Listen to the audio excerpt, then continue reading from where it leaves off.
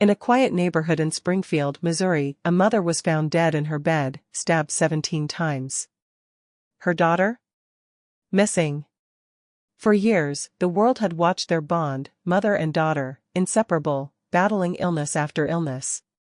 But as the truth slowly came to light, it became clear that everything the world thought it knew was a lie. This is the story of Dee Dee and Gypsy Rose Blanchard.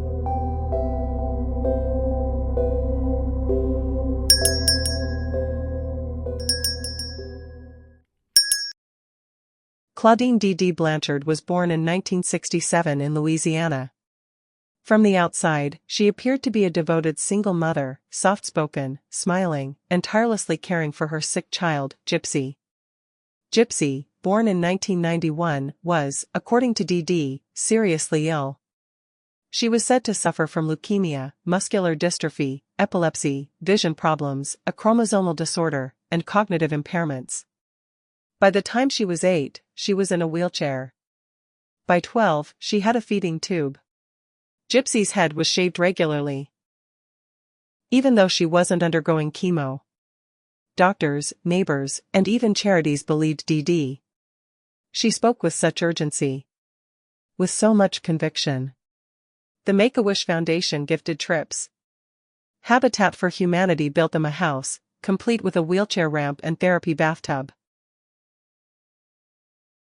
It's Mayberry. We're moving to Mayberry. It didn't take a lot to convince Dee Dee and her daughter Gypsy Rose to make a new home in Aurora. They already knew it was meant to be. It is the perfect town, the perfect place. I think it was a blessing in disguise. It took something like a hurricane to make us have a happy ending. Dee Dee was happy enough just having medical care for Gypsy. She says she never expected this. It's amazing. It's amazing, the outpouring of love and support. Dr. Janet Jordan met Dee Dee and Gypsy while on a mission trip to the hurricane-ravaged areas. She says she knew right away she'd see them again. They're like lost souls who were meant to have been born and raised in Aurora. After arranging a helicopter ride from Louisiana to St. John's Hospital, the process began to find them a permanent home. It turns out St. John's already owned this house, and with the help of local donations, it was turned into a home. I think that's just kind of what we're all about. You know, we're all about doing what we can to help people that are in a bad situation. It's beautiful, and it's happy, and it's full of love. Gypsy and Dee Dee say they're blessed. In the eyes of many, Dee Dee was the ultimate caretaker.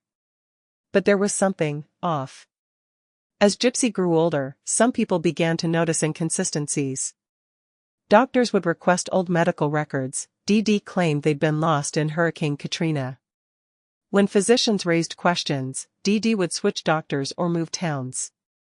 She had full control over Gypsy's life. She spoke for her, decided what she ate, monitored all her conversations. Gypsy, too, believed she was sick. After all, she'd grown up in hospitals. But in reality, she wasn't sick. She could walk. She didn't have cancer. Her teeth were rotting, not from chemo, but from unnecessary medications and neglect.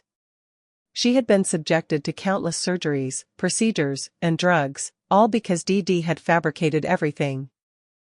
But as Gypsy grew older, small cracks began to form in the carefully constructed lie Dee Dee had built.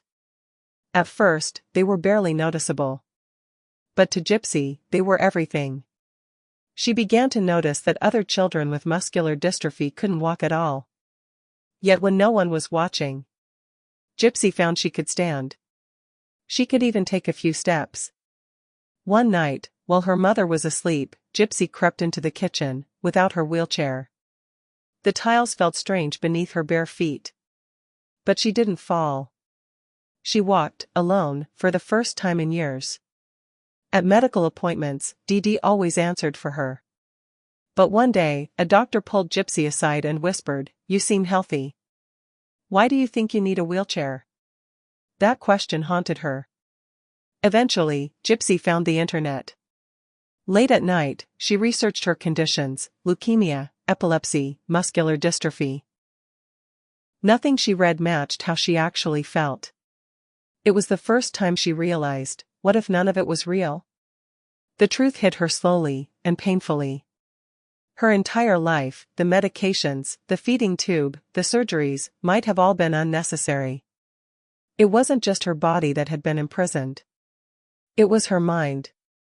Secretly, she created a Facebook account. Through it, she connected with people online, most importantly, a man named Nicholas John. Nicholas was socially isolated and had a history of mental illness. But Gypsy saw him as a way out. She confided in him. Told him everything, how she was never really sick. How her mother kept her prisoner. Their relationship quickly escalated.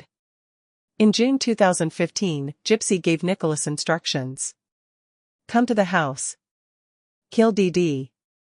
And that's exactly what he did. Dee Dee was asleep in her bed when Nicholas stabbed her 17 times. He and Gypsy fled the scene, taking a bus back to Wisconsin, where Nicholas lived. But just days later, the internet exploded. A disturbing post appeared on the Facebook page Gypsy shared with her mother. That bitch is dead. I fucking slashed that fat pig and raped her sweet innocent daughter. Her scream was so loud. The police traced the IP address and found Gypsy and Nicholas within hours. The nation watched in shock as Gypsy Rose stood up, on her own, without a wheelchair. The media quickly shifted from outrage to sympathy. How could a mother do this to her child? Dee Dee had manipulated the system for years. She lied to doctors. Falsified documents.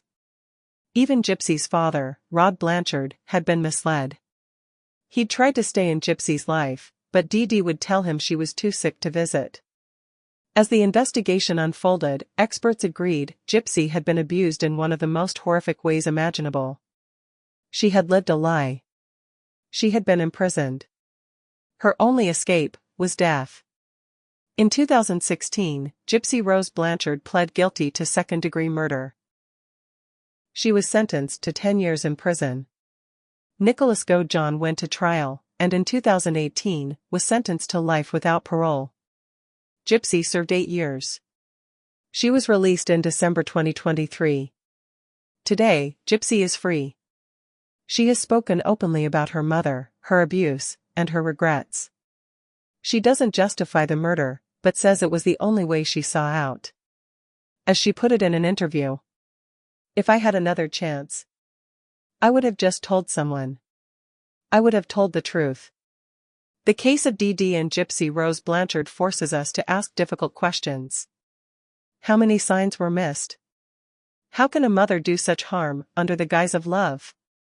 To the world, Dee Dee was a devoted caregiver. But behind closed doors, she was something else entirely. And in the end, the daughter who had spent her entire life pretending to be sick had to kill to finally live. Thank you for watching. If you found this case as haunting as we did, consider subscribing to Red Tape for more deep dive true crime stories. Until next time, stay curious, stay safe, and remember, not every victim looks the way you expect.